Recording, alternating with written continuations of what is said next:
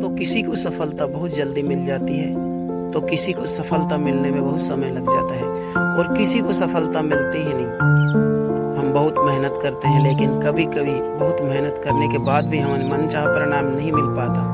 और आपने देखा होगा कि यार कुछ लोग बहुत कम मेहनत करते हैं और वो हमसे भी आगे निकल जाते हैं। आपने ये भी देखा होगा और सुना होगा कि वह पढ़ाई में बहुत धीमा था, लेकिन यार वो मेरे से भी आगे निकल गया। और हम बहुत कुछ करने की कोशिश करते हैं, लेकिन है लगातार हम असफलता का मुंह देखते जाते हैं, असफल हो जाते हैं, हमारा मन टूटने लगता है। यार जब हमारा मन क्यों नहीं टूटेगा, जब हम इतनी मेहनत करते हैं, इतनी मेहनत करने के बाद हमारे को मनचाहा परिणाम नहीं मिल पाता। आखिर हम निराश हो जाते हैं, हम दुखी हो जाते हैं, क्योंकि हमने बहुत कोशिश की, हम जितना कर सकते थे उससे भी ज़्यादा किया, मेहनत के मुताबिक परिणाम नहीं मिला और एक बार फिर मुझे असफलता का मुंह देखना पड़ा। दोस्तों, इस तरह की घटना हर किसी के साथ घटी होगी। तो आज की वीडियो में हम आपको इस तरह की घटना के बारे में एक कहानी के रूप में हम आपको समझाएंगे कि इस कहानी को सुनने के बाद आप कभी भी जीवन में निराश नहीं होंगे। आप देखा भी है और सुना भी है कि आज के समय में स्कूल होते हैं। इसी प्रकार प्राचीन काल में गुरुकुल हुआ करते थे, आश्रम हुआ करते थे।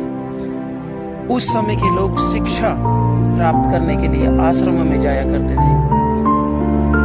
उस समय हर छात्र को शिक्षक का बहुत सम्मान प्राप्त होता था, लेकिन बच्चों को उन आश्रमों में किताबी ज्ञान से ज्यादा व्यवहारिक ज्ञान दिया जाता था। लेकिन आज के समय में आप देख रहे हैं कि किताबी ज्ञान ज्यादा दिया जाता है, लेकिन व्यवहारिक ज्ञान कम दिया जाता है। उन गुरुकुलों में इस तरह की शिक्षा दी जाती थी, गुरुजनों को सम्मान सिखाया जाता था, किताबी ज्ञान के साथ साथ व्यवहारिक ज्ञान भी सिखाया जाता था। लेकिन आज के समय में आप देख रहे हैं कि किस तरह से किताबी ज्ञान ज्यादा सिखाया जा रहा है और व्यवहारिक ज्ञान कम सिखाया जा रहा है। ऐसे ही प्राचीन काल में एक आश्रम था जिसमें विभिन्न प्रकार के बच्चे गुरु से शिक्षा ग्रहण किया करते थे। आश्रम से शिक्षा प्राप्त करने के बाद सभी छात्र अपने अपने घर लौट जाते थे। तो एक समय की बात है,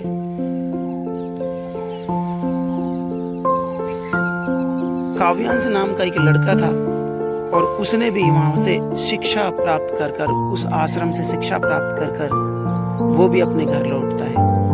हम काव्यांश के परिवार की बात करें तो काव्यांश का परिवार बहुत ही गरीब था। उसको काव्यांश पर बहुत ज़्यादा भरोसा था कि भाई हमारा बेटा जब गुरुकुल से सीख कर आएगा, पढ़ाई कर आएगा, तो हमारे घर की दशा बदल जाएगी। जब काव्यांश गुरुकुल से पढ़कर आया तो आने के बाद धीरे धीरे बड़ा होता गया और वो शिक्षा प्राप्त करता गया। और जब उसकी शिक्षा पूरी हो गई गुरुकुल से, तो वो घर लौट आता है। घर वालों को काफी आशा थी कि यार हमारा काव्यांश शिक्षा प्राप्त कर घर लौट रहा है और हमारे अब घर की स्थिति सुधर जाएगी। लेकिन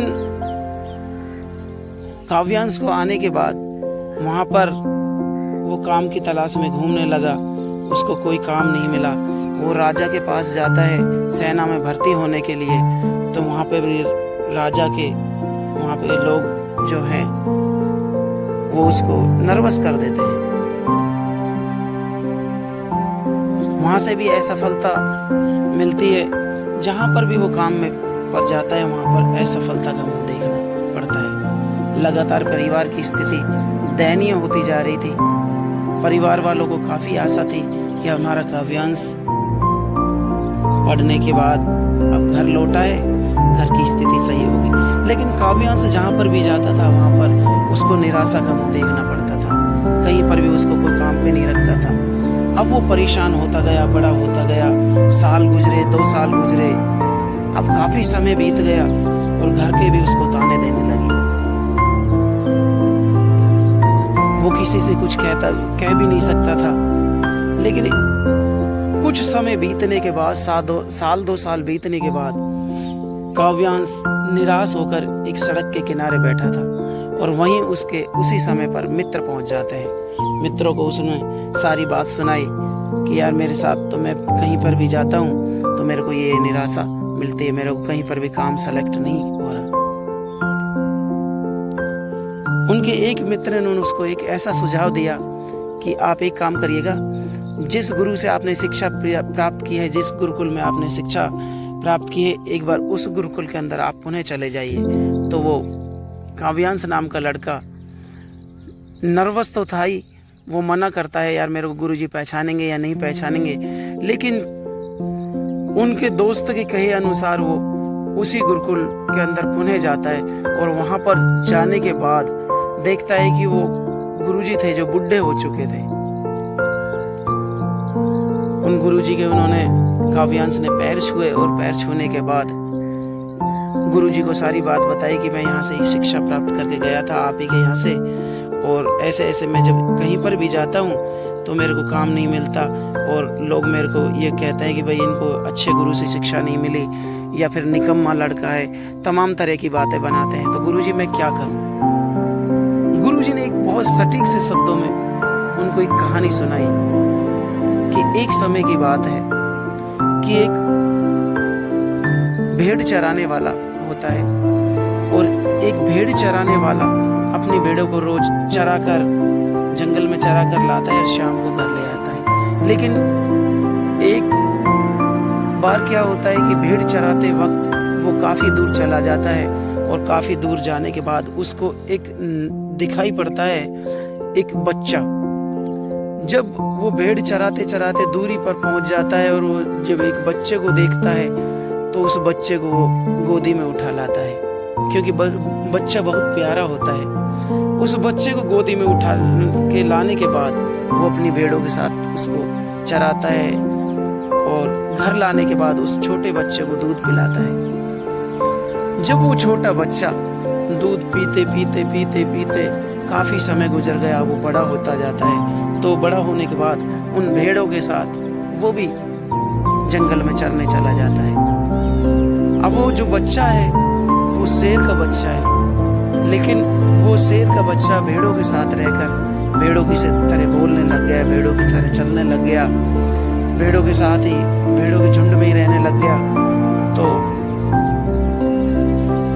एक कुछ समय बीतने के बाद जब वो बच्चा बड़ा हो जाता है शेर का, तो कुछ समय बीतने के बाद जब चारागाह के साथ भेड़ चराने वाले के साथ जब वो बच्चा रोज जाता है तो एक दिन क्या होता है कि शेर हमला कर देता है भेड़ों पर। जब शेर हमला करता है भेड़ों पर तो शेर देखता है कि यार ये शेर का बच्चा भेड़ों के बीच में क्या कर रहा है। तो जैसे ही शेर हमला करता है तो वो भी भेड़ों के साथ भाग देता है, भेड़ों के साथ साथ भागने लगता है। लेकिन शेर ने क्या काम किया कि शेर ने भेड़ों को छोड़कर अपना ध्यान उस शेर के बच्चे पर लगाया और उस शेर के बच्चे को झपक लेता है।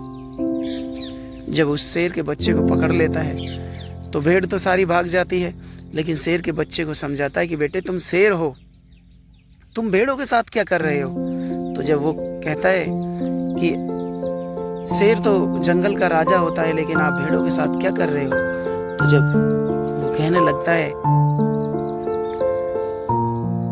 कि मैं तो इन्हीं के साथ रहता हूँ, यही मेरे दोस्त हैं, मैं कहाँ जंगल का राजा हूँ, मेरे से तो कोई डरता भी भागता भी नहीं है। तो वो जो बड़ा शेर होता है जो उसको पकड़ता है वो कहता है कि तू जंगल का राजा है, तेरी दहाड़ से सभी जीव जंतु कांपने लग जाते हैं, तेरे को क्या ये एहसास नहीं है। उस समय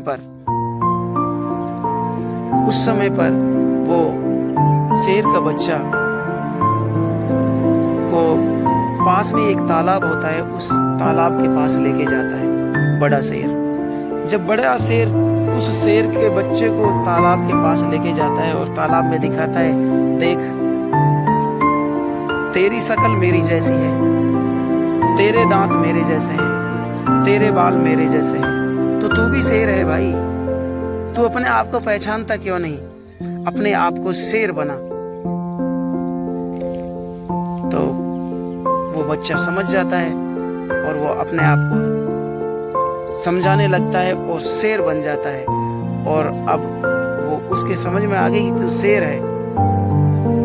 तो गुरु कहता है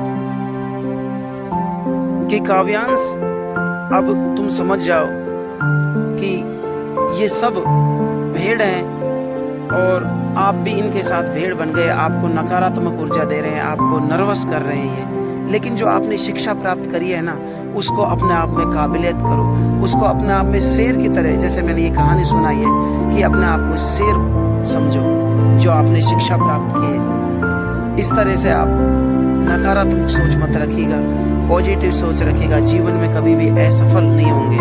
तो काव्यांश गुरु के अनुसार, बताए अनुसार काव्यांश उस जगह पर पुनः अपने घर लौट जाता है गुरु के बताए अनुसार, और अपने आप को यानी कि स्ट्रॉन्ग समझने लगता है। और वो अब राजा के पास जाता है, तो राजा की सेना में भर्ती होने के लिए जाता है। तो राजा के लोग वहाँ देखते हैं कि काव्यांश यहाँ पर भर्ती होने के लिए आया है, लेकिन उसकी सोच बदल गई है। और सोच बदल जाती है तो इंसान उस मुकाम तक पहुँच जाता है जिस मुकाम तक वो जाना चाहता है। तो अपने आप में सोच बदलिएगा। इस कहानी का मेरा आशय यही है कि अपनी सोच बदलिएगा, नकारात्मक विचारों से दूर रहिएगा। लोग कुछ भी कहें, लेकिन आपको अपनी मंजिल नहीं छोड़नी है। दोस्तों, आपको ये वीडियो कैसी लगी, ये कहानी कैसी लगी? अगर जो कहानी अच्छी लगी हो तो इस तरह की कहानी हम और लेके आते रहेंगे। हम आपको नेक्स्ट वीडियो में दोबारा मिलेंगे। तब तक के लिए आप स्वस्थ रहिए, मस्त रहिए, मुस्कुराते रहिए। जय हिंद, वंदे मातरम।